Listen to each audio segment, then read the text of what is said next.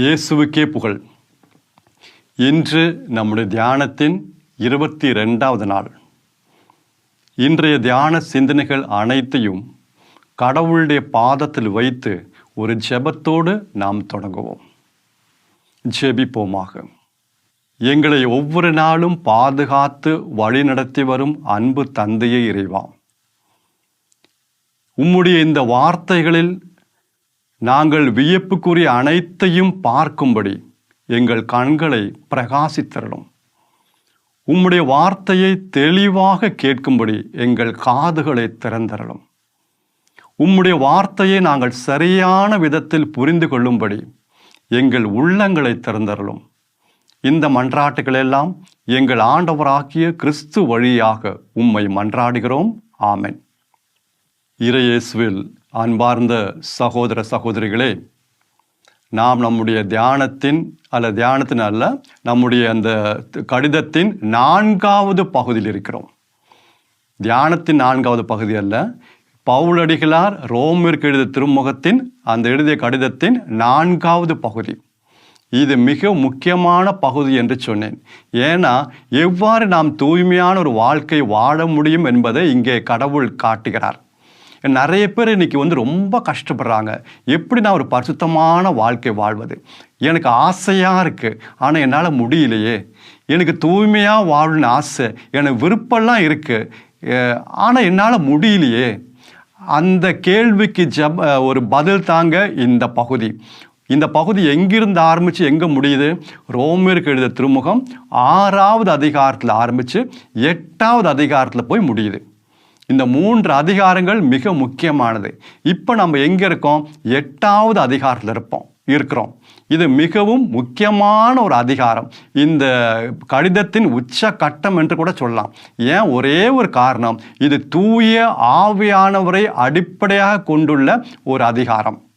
எனவே தான் இந்த அதிகாரத்தை நாம் ஒரு நல்ல முறையில் ஒரு முக்கியத்துவம் கொடுத்து நாம் கவனித்து நாம் தியானித்தால் மிகவும் நன்றாக இருக்கும். இப்போ நாம் எங்கே நேற்றோடு முடித்தோம்? ரோமருக்கு எழுதிய திருமுகம் 8வது அதிகாரம் 17வது வசனத்தில் போய் நாம் முடித்தோம். 17வது வசனம் முடிய நாம் தியானித்தோம். ஆனால் அந்த 17வது வசனத்தை நாம் சற்று நன்றாக கவனித்தால் கொஞ்சம் வித்தியாசமாக இருக்கும். அந்த கடைசி பகுதி நம்ம ரொம்ப அலட்சியப்படுத்துகிறோம். அங்கே நம்ம 17வது வசனத்தில் நம்ம என்ன பார்த்தோம்?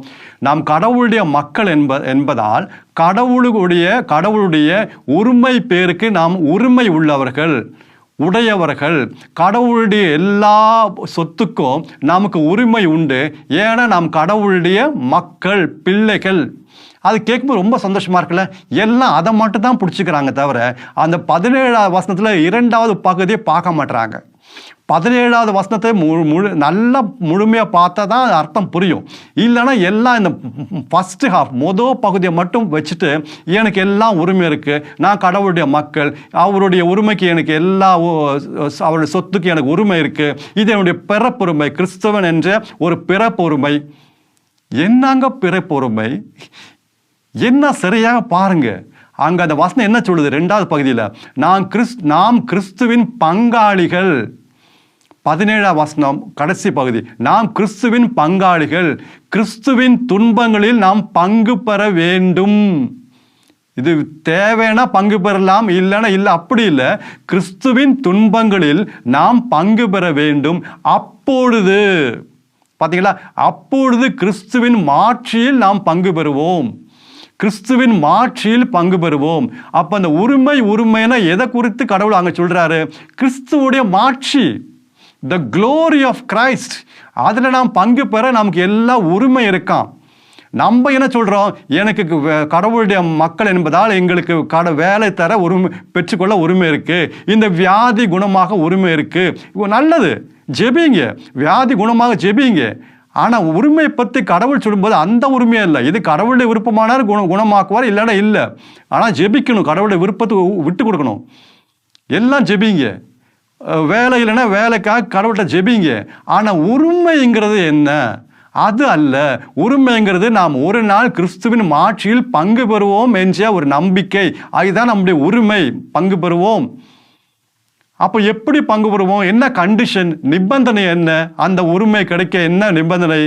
கிறிஸ்துவின் பாடுகளில் நாம் பங்கு பெற வேண்டும். கிறிஸ்துவின் பாடுகளில் பங்கு we must partake in the suffering of Christ. அந்த பகுதி நிறைய பேர் விட்டுறாங்க. 98% மக்களும் இதை கவனிப்பது கிடையாது. எதுனா அதை கவனிக்காம நான் கடவுளுடைய மகன், எனக்கு எல்லா உரிமை இருக்கு. தயவுசெய்து தவறாக புரிந்து கொள்ளாதீர்கள். நன்றாக கடவுளுடைய வார்த்தையை வாசிக்கும், நன்றாக தெளிவாக வாசிங்க. அதற்காக நாம் எப்பவுமே தொடக்க ஜெபிக்கிறோம். தெளிவாக புரிந்து கொள்ளும்படி, சரியாக புரிந்து கொள்ளும்படி, தெளிவாக கேட்கும்படி எல்லாம் ஜெபிக்கிறது அந்த ஒரு காரணத்துக்காக தான். இப்போ அந்த 17வது வசனம் முடிந்தவொடனே 18வது வசனம் அதோட தொடர்பு கூடியது, அதோட ஒரு கனெக்ஷன் இருக்கு. 18வது வசனம், ரோமியர் 8வது அதிகாரம் 18வது வசனம். இக்காலத்தில் நமக்கு வரும் துன்பங்கள், இக்காலத்தில் நமக்கு வருகிற துன்பங்கள் எதிர்காலத்தில் நமக்கு வெளிப்பட இருக்கும் மாட்சியோடு ஒப்பிட தகுதியற்றவை. எதிர்காலத்தில் நமக்கு வெளிப்பட இருக்கும் மாட்சியோடு ஒப்பிட தகுதியற்றவை. இது 17வது வசனத்தோட கனெக்டடு. அங்கே கிறிஸ்துவின் பாடுகளில் நாம் பங்கு பெற வேண்டும். அப்பொழுது கிறிஸ்துவின் மாட்சியில் நாம் பங்கு பெறுவோம். அப்போ அந்த மாட்சியை குறித்து சொல்கிறாரு. இப்பொழுது நமக்கு வருகின்ற ஏற்படுகின்ற துன்பங்கள் எல்லாம் அந்த மாட்சியோடு ஒப்பிட முடியாதுங்க, கம்பேர் பண்ண முடியாதுங்க. அதுமாதிரி இந்த துன்பங்களை பற்றி கொஞ்சம் லைட்டாக டச் பண்ண ரொம்ப நல்லாயிருக்கும். இன்றைக்கு இந்த உலகத்தில் நமக்கு அனைவருக்கும் ஏதாவது ஒரு விதத்தில் துன்பம் இருக்குது. எல்லா மதத்தினரும், எல்லா மனிதர்களுக்கும் ஒரு துன்பம், ஏதாவது ஒரு விதத்தில் துன்பம். உடல் வியாதியாக இருக்கலாம், இல்லை வேலை செய்கிற இடத்துல பிரச்சனையாக இருக்கலாம், இல்லை இப்போ குடும்பத்தில் பிரச்சனையாக இருக்கலாம். ஏதாவது ஒரு வகையில் ஒரு துன்பம் இருக்குது. ஆனால் இங்கே சொல்லப்படுகிற துன்பம் சற்று வித்தியாசமானது. அதாவது கிறிஸ்தவர்கள் என்பதால் நமக்கு வருகின்ற துன்பம், அங்கே தான் இதை ஃபோக்கஸ் பண்ணோம். கிறிஸ்தவர்கள் என்பதால் நமக்கு வருகின்ற துன்பம். இதை கொஞ்சம் டச் பண்ணி பார்ப்போமா? டச் பண்ணி மொதல் துன்பம் என்னது? கிறிஸ்துவன் என்பதால், கிறிஸ்துவல் என்பதால், கடவுள் இயேசுவோடைய சீடர் என்பதால் நமக்கு வருகிற துன்பங்கள். அதுக்கு ஒரு வசனத்தை பார்ப்போம். யோவான் நற்செய்தி 15வது அதிகாரம் 18வது வசனம். யோவான் நற்செய்தி 15வது அதிகாரம் 18வது வசனம். இந்த காஸ்பல் ஆஃப் செயின்ட் ஜான்.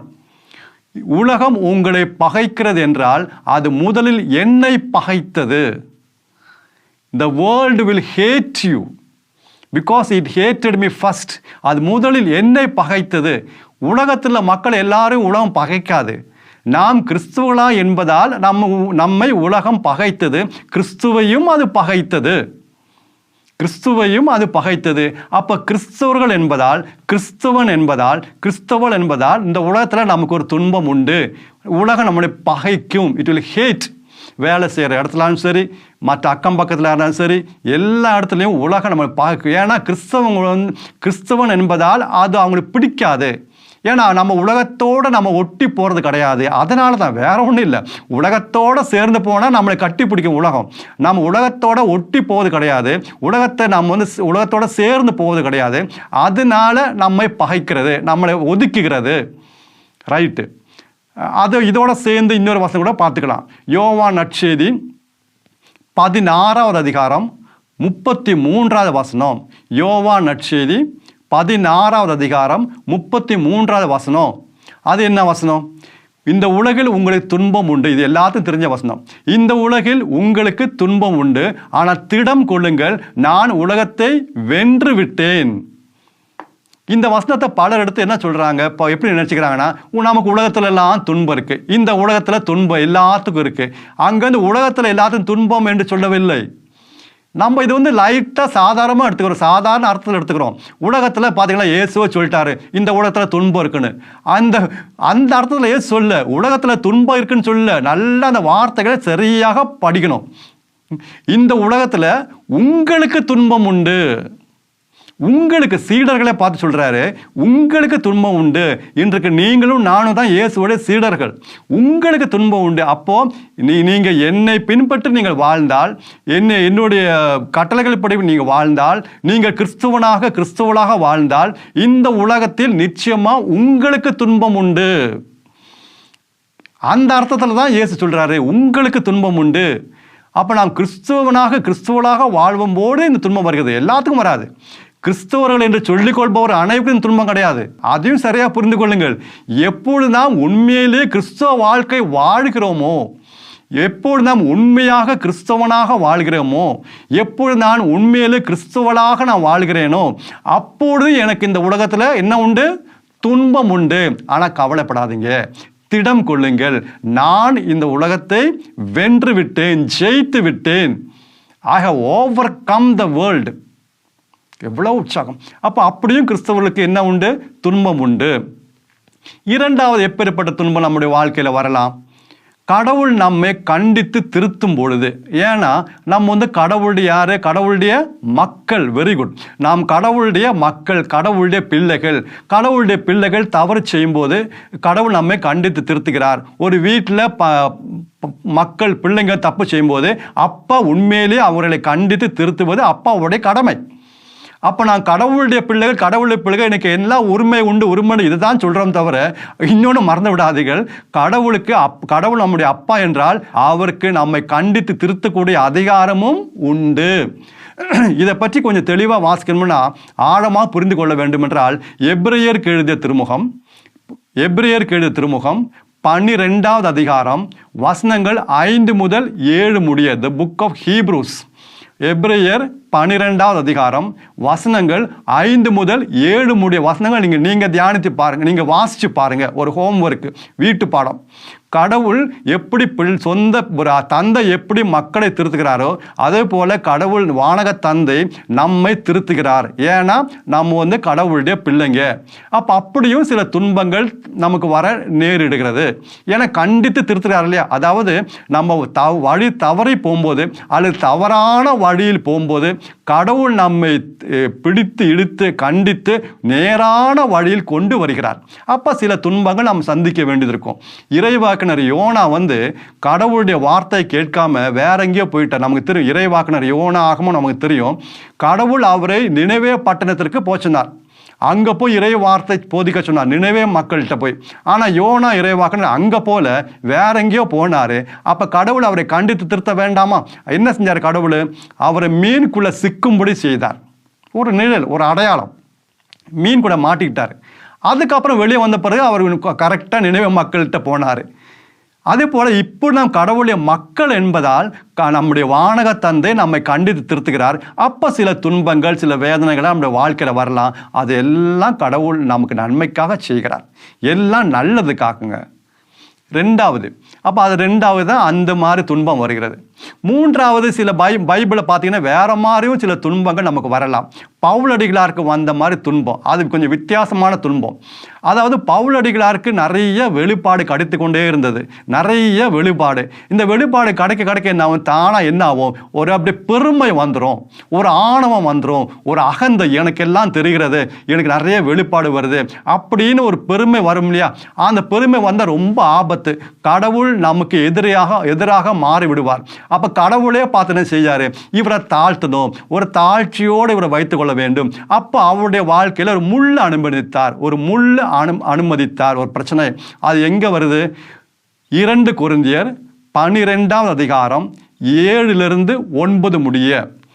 2 கொரிந்தியர் 2 கொரிந்தியர் 12வது அதிகாரம் 7 முதல் 9 முடிய. பவுலடிகளுடைய வாழ்க்கையில் ஒரு முள். ஏன்? எப்பவுமே தாழ்ச்சியோடு இருக்கணும். இல்லைன்னா பெருமை வந்தால், பெருமை அடைஞ்சிட்டான்னா ரொம்ப பிரச்சனை. ஏன்னா நிறைய வெளிப்பாடு கடவுள் அவர் கொடுத்துட்டே இருந்தார். இந்த ரோமருக்கு எழுதிய கடிதம்லாம் அவர் தான் எழுதினார். அப்போ நிறைய வெளிப்பாடு கிடைக்கும்போது எனக்கு பெருமை வரும். அப்போ அவரை சாதாரண ஒரு நிலையில் வைக்க, இன்னும் கடவுளுடைய அருள் நிறைய கிடைக்க ஒரு முள் அவருடைய வாழ்க்கையில் அனுமதித்தார். அப்போ அதே போல் நம்முடைய வாழ்க்கையிலையும் நாம் பெருமை அடையாதவாறு, கடவுளுடைய மக்கள் நாம் பெருமை அடையாதவாறு சில வேளைகளில் சிலருக்கு கடவுள் இந்த மாதிரி ஏதாவது கொடுப்பாரு, அனுமதிப்பார். அதுவும் நம்முடைய நன்மைக்காக. அடுத்தது பார்த்தீங்கன்னா சில துன்பங்கள் ஏன் வருதுன்னா, நம்ம இன்னும் நிறைய பலன் தர வேண்டும் என்பதற்காக. நல்லதான் வாழ்ந்துருக்கோம், கிறிஸ்தவ வாழ்க்கை வாழ்ந்துட்டுருக்கோம், இன்னும் நல்லா வாழணும், இன்னும் நம்ம பலன் தரணும், இன்னும் கனி தரணும், இன்னும் அதிகமாக கனி தரணுங்கிறதுக்காக. இப்போ சொல்லும்போதே உங்களுக்கு வசனம் தெரியும். யோவான் நற்செய்தி 15வது அதிகாரம் 2வது வசனம். யோவான் நற்செய்தி 15வது அதிகாரம் 2வது வசனம். இன்னும் அதாவது கனி கொடாத கொடிகள்லாம் வெட்டி விடுவார், தரித்து விடுவார். ஆனால் கனி தரும் கொடியோ அவர் என்ன செய்வாராம்? இன்னும் மிகுதியாக கனி தரும் பொருட்டு, இன்னும் மிகுதியாக கனி தரும் பொருட்டு அவர் கழித்து விடுவார், ப்ரூன் பண்ணுவார். செடியை சரி பேர் ப்ரூன் பண்ணுவாங்க. ஏன்னா இன்னும் நல்லா வரணும், இன்னும் நல்லா பலன் தரணும், இன்னும் நல்லா காய்க்கணும் அப்படிங்கிற ப்ரூன் பண்ணுவாங்க. அப்போ அதே போல் கடவுள் நம்ம என்ன செய்வார்? கழித்து விடுவார், சில துன்பங்களை அனுமதிப்பார். இன்னும் நல்லா கடவுளுடைய வார்த்தை புரிஞ்சுக்கணும், இன்னும் ஆழமாக கடவுளுடைய வார்த்தை புரிஞ்சுக்கணும், இன்னும் அதிகமாக அபிஷேகம் பெறணும், அதன் நிமித்தமாக நான் இன்னும் அதிகமாக கடவுளுக்கு பயனுள்ளதாக மாறணும், இன்னும் அதிகமாக அந்த நம்முடைய எல்லையை பெருசுப்படுத்துகிறார், நம்முடைய எல்லையை பெருசுப்படுத்துறாரு, இன்னும் அதிக மக்களுக்கு நாம் போய் சேரணும். அப்படி எல்லை பெருசு. அதனால சில துன்பங்கள்லாம் கடவுள் நம்முடைய வாழ்க்கையில் அனுமதிக்கிறார், என்னுடைய வாழ்க்கையிலும் அனுமதிக்கிறார். அன்பான சகோதர சகோதரிகளே, இன்னும் அதிகமாக அதை நம்ம கடவுள் நம்முடைய நன்மைக்காக தான் செய்கிறார், அதுவும் கடவுளுடைய நன்மைக்காக தான் கடவுள் அதை செய்கிறார். அடுத்து வேற துன்பம் எது? அந்த பைபிளில் சில இது எடுத்துக்காட்டு, இது தான் நமக்கு அப்படின்னு கிடையாது. சில உங்களுக்கு ஏதாவது பிரச்சனை துன்பம் வரும்போது ஓ இப்படியெல்லாம் இருக்கா அப்படின்னு தெரிஞ்சுக்கலாம் இல்லையா, அதுக்காக தான். அடுத்து என்னன்னு, யோவான் நற்செய்தி 9வது அதிகாரம் 3வது வசனம். இது நமக்கு எல்லாத்துக்கும் தெரியும். யோவான் நற்செய்தி 9வது அதிகாரம் 3வது வசனம். அங்கே என்ன? ஒரு பிறவிலே குருடன், கண்ணு தெரியாத ஒருவர். அப்போ ஏன் இப்படி, என்ன காரணம் அப்படின்னு எல்லாம் கேட்குறாங்க. அப்போ இயேசு சொல்கிற பதில் தான் அங்கே முக்கியமான வசனம். இது இவன் செய்த பாவம் அல்ல, இவனுடைய பெற்றோர்கள் செய்த பாவம் அல்ல, கடவுளுடைய பேர் விளங்கும்படி கடவுள் இவ்வாறு செய்தார், இவ்வாறு இவருக்கு நடந்தது. இது இவன் செய்த பாவமோ இவனுடைய பெற்றோர்கள் செய்த பாவமோ மாறாக கடவுளுடைய பெயர், கடவுளுடைய நாமம், கடவுளுடைய மாட்சி விளங்கும் பொருட்டே கடவுள் இவ்வாறு செய்தார், இவனுக்கு இந்த மாதிரி நேர்ந்தது. அப்போ அப்படியும் சில துன்பங்கள் வரலாம். கடவுளை நாம் மாட்சிமைப்படுத்த வேண்டும்பதற்காக, கடவுள் மகிமைப்படுத்த வேண்டும்பதற்காக, மகிமை அடைய வேண்டும்பதற்காக கடவுள் நம்முடைய வாழ்க்கையில் அவருடைய மகிமைக்காக சில துன்பங்கள் அனுமதிக்கிறார். இதுவும் நமக்கு நல்லது. ஏன்னா என் நிமித்தம் கடவுள் மகிமை அடைகிறார்னா எவ்வளோ சந்தோஷங்க. இதை விட என்னங்க பெரிய வாக்கியம்? என் நிமித்தம், என் வழியாக கடவுளுடைய பேர் எங்குமே பரவுது. கடவுள் இயேசுவை எல்லாம் தெரிஞ்சுக்கிறாங்க என் நிமித்தம். அது எவ்வளோ பெரிய பாக்கியம். ஆனால் இதில் சில துன்பங்கள் நாம் அடைய வேண்டியது, அனுபவிக்க வேண்டியது. இது நம்முடைய நன்மைக்காக. ஆனால் துன்பம் தான், வேதனையெல்லாம் இருக்குது, நம்முடைய நன்மைக்காக. அடுத்தது வேற விதமாகவும் ஒரு துன்பம் வரலாம். இது கொஞ்சம் வித்தியாசமான துன்பம். அதாவது மத்தேயு நற்செய்தி 18வது அதிகாரம் 21லிருந்து 35 முடிய வாசிச்சு பாருங்க. மத்தேயு நற்செய்தி 18வது அதிகாரம் 21லிருந்து 35 முடிய வசனங்கள். நமக்கு தெரிந்த வசனம் எல்லாம் நமக்கு தெரிஞ்சே தான். அதாவது ஒருத்தர் ராஜாட்ட கடன் வாங்கியிருப்பார், நிறைய கடன் வாங்கியிருப்பார், அவர் திருப்பி கொடுக்க முடியல. அப்போ அந்த கடனை ராஜா தள்ளுபடி செய்தார். ஆனால் இவர் வெளியே போய் இவர்கிட்ட கொஞ்சம் பணம் ஒருத்தர் கடன் வாங்கியிருப்பார். ஆனால் அவருடைய கழுத்தை பிடிச்சு நெருக்கி அந்த கடனை திருப்பி கொடு அப்படின்னு சொல்லும்போது அவர் கெஞ்சுவார், விட்டுங்க நான் தரேன், நோ அப்படின்னு சொல்லி இவரை சிறையில் அடைத்து விடுவார். இந்த ஆள் அந்த உடன் ஊழியனை சிறையில் அடைத்து விடுவார். இதை கேட்டு ராஜாட்ட போய் சொல்லுவாங்க. அப்போ ராஜா இவரை கூப்பிட்டு, நான் உன் மேலே இரக்கம் காட்டியது போல நீ அவன் மேலே இரக்கம் காட்டியிருக்க வேண்டாமா? நீ அவன் மேலே காட்டியிருக்க வேண்டாமா? சரி, நீ அவனை நான் அவனை மன்னிச்சிட்டேன்ல, நீ அவனை மன்னிக்கலையா? சரி. அப்போ ராஜா என்ன செய்கிறார் பாருங்க. அந்த மத்தேயு நற்செய்தி 18வது அதிகாரம் 34வது வசனம். மத்தேயு நற்செய்தி 18வது அதிகாரம் 34வது வசனம். ஒரு தண்டனையாக என்ன கொடுக்கிறாரு? இவனை வதைப்போரிடம் ஒப்படைத்தார். இந்த ஆள் மன்னிக்காத சகோதரனை மன்னிக்காத இவரை வதைப்போரிடம், டார்ச்சரஸ், தீ ஆவிகள் டார்ச்சர் பண்ணும்படி, தீ ஆவிகள் இவரை வதைக்கும்படி உடல் ரீதியாகவும் மன ரீதியாகவும் உடலிலும் மனதிலும் இவரை வதைக்கும்படி டார்ச்சர் பண்ணுறதுக்காக அந்த ராஜா இவரை ஒப்படைத்தார். அது மாதிரி கடவுள் நம்ம இந்த மாதிரி ஒப்படைப்பார். ஏன்? ஒரு காரணம், நம்ம வந்து மற்றவளை மன்னிப்பது கிடையாது. இது எவ்வளோ பெரிய குற்றம் தெரியுமா? நமக்கு இதை லைட்டாக எடுத்துக்கிறோம். மற்றவளை மன்னிக்காமல் இருக்கும்போது கடவுள் நம்மை தீய ஆவிகளிடம் நம்மை ஒப்படைக்கிறார், விட்டு விடுகிறார். நம்மை டார்ச்சர் பண்ணுறதுக்காக, நம்மை வந்து வதைப்பதற்காக. அது மாதிரி எப்பொழுது நாம் மன்னிக்கிறோமோ அப்போ அந்த துன்பத்திலிருந்து விடுதலை கிடைக்கும். அதனால் பார்த்தீங்கன்னா நிறைய பேர் பல வியாதினால், குறிப்பாக பல வியாதி இல்லை குடும்பத்தில் ஏகப்பட்ட பிரச்சனை, எப்போ அவங்க வந்து அவங்களுடைய யாரை மன்னிக்காமல் இருந்து மன்னிக்கிறாங்களோ, மன்னித்த உடனே அந்த வியாதியிலேருந்து குணம் அடைகிறாங்க, அந்த பிரச்சனைலேருந்து விடுதலை அடைகிறாங்க. அந்த மன்னித்த உடனே அது புதுமையாக நடக்குது. நிறைய தியான இல்லங்கள் இப்படி நடக்குது. மன்னிக்காதனால நாம் வந்து நிறைய துன்பங்கள் இன்றைக்கு சந்திக்கிறோம். வியாதியாக இருக்கலாம், இல்லை குடும்பத்தில் ஏகப்பட்ட பிரச்சனையாக இருக்கலாம், தனிப்பட்ட வாழ்க்கையில் பிரச்சனை, வேலை செய்யும் இடத்துல மன்னிக்காதனால. அப்போ கடவுள் இதை அனுமதிக்கிறார். அது மாதிரி இப்படி பலவிதமான துன்பங்கள் நம்முடைய வாழ்க்கையில் வரலாம். இது நம்ம தெரிஞ்சுக்கிறதுக்காக தான் சொன்னேன், வேற ஒன்றும் இல்லை. அதனால என்னுடைய துன்பம் இதனால அப்படின்னு சொல்லாதீங்க. நோ, அப்படி கிடையாது. இந்த மாதிரி இருக்குன்னு தெரிஞ்சுக்குவாங்க. கடவுள் உங்களுக்கு ஒரு வேளை சுட்டி காட்டினா கடவுள் நன்றி சொல்லுங்க, அது ரொம்ப நல்லது. அப்போ பவுலடிகளார் ரோமர்கள் திருமுகம் 8வது அதிகாரம் 18வது வசனம் என்ன சொல்றாரு? இக்காலத்தில் நமக்கு வரும் துன்பங்கள் வரும் காலத்தில் வருகிற மாட்சிமைக்கு ஒப்பிட தகுதியற்றவை. இதே பவுலடிகளாரை வந்து 2 கொரிந்தியர் 4வது அதிகாரம் 17வது வசனத்தில் சொல்வார். 2 கொரிந்தியர் 4வது அதிகாரம் 17வது வசனத்தில், இம்மையில் நாம் படும் இன்னல்கள் எளிதாக தாங்கக்கூடியவை. இது சிறிது காலம்தான் நீடிக்கும். பார்த்தீங்களா? இது சிறிது காலம்தான் நீடிக்கும். இதன் நிமித்தம் நம்மிடம் வெளியாகும் மாட்சி அது ஒப்பிட முடியாது. அது பயங்கரமான மாட்சி. இது ஈடு இணையற்ற மாட்சி. இந்த மாட்சி எதையோட கம்பேர் பண்ண முடியாது. இதனால் ஈடு இணையற்ற மாட்சி நமக்கு வெளிப்படும். அது என்றென்றைக்கும் நீடிக்கக்கூடியது. 2 கொரிந்தியர் 4வது அதிகாரம் 17வது வசனம்.